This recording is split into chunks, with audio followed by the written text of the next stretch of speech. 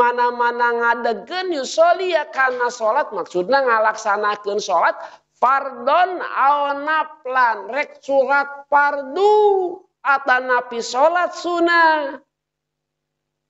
utia didatangkeun bidunubihi kudosana kuliha sadayana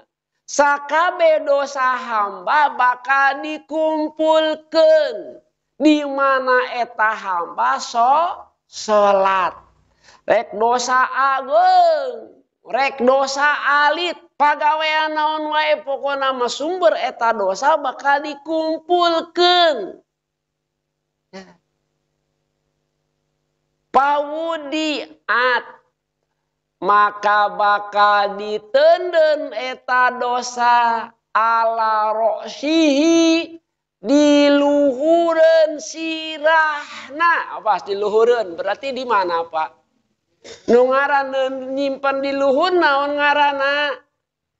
manggul lain manggul nyuhun lain nyuhun menta kade aya nu nyuhun menta nya bakal disuhunkeun dina luhureun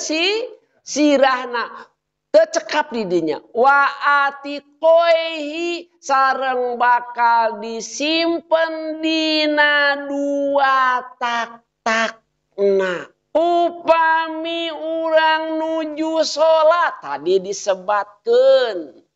nya dosa orang disuhunkeun dina sirah orang disimpen dina luhureun sirah orang. Cik kira-kira di mana orang ruku kamana lumpatna dosa orang?